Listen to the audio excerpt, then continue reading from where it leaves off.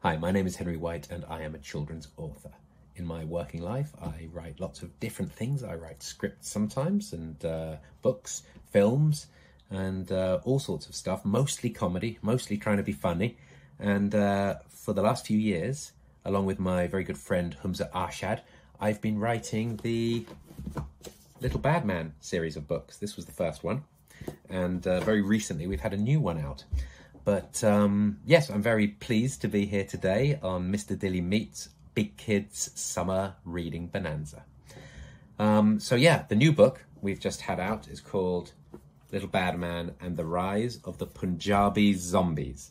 It's not really a horror book. There's zombies in it. It's mostly a funny book.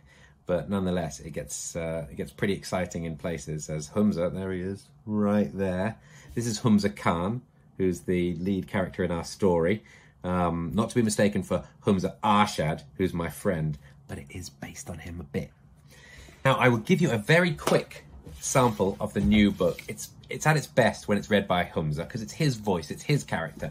But let me give you a little read anyway, and you can see what you think. Chapter 1, Car Trouble. Let me get straight to the point, yeah? Big school was not what I was expecting. I figured it was just going to be like, you know, a big school. Sort of like my old school, but, well, bigger. Bigger kids, bigger buildings, bigger everything. But believe me, that ain't the half of it.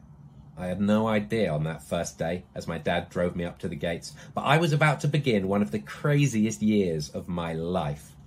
If you thought things got weird for me last year, just wait till you hear what happened next. Seriously, I can barely believe it, and it's my life. I'm Humza, by the way, aka Little Badman, the greatest hero, rapper, samosa eater Eggington's ever known. That's my hometown. It's 90% boring and 1% alien invasions, spy organisations and radioactive mutations. I swear though, 1% is more than enough for me. Any more than that and I'd probably be dead already, or moving to Australia.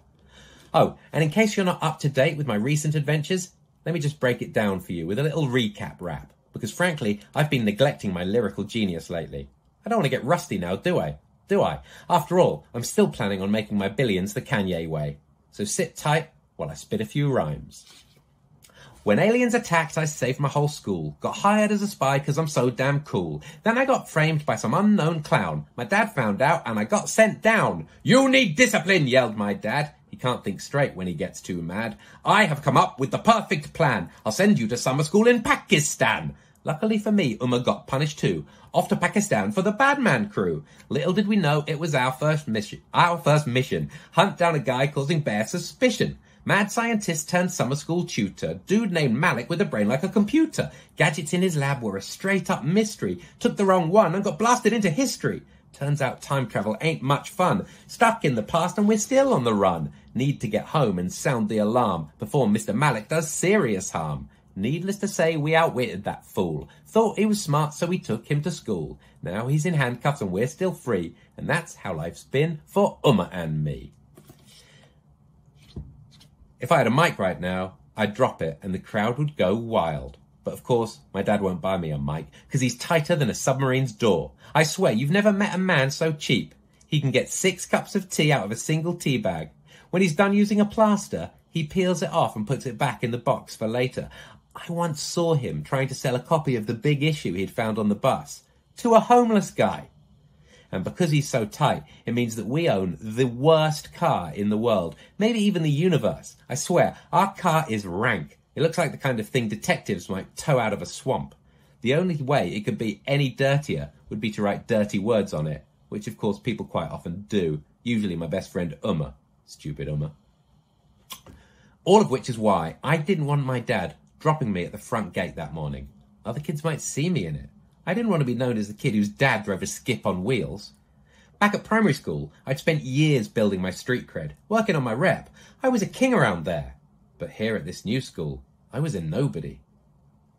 And now, thanks to my dad, I was about to become the biggest joke in the place. Which is where my story begins. Sitting beside Britain's most unhinged parent in a car made of garbage, heading to my new school. What could go wrong?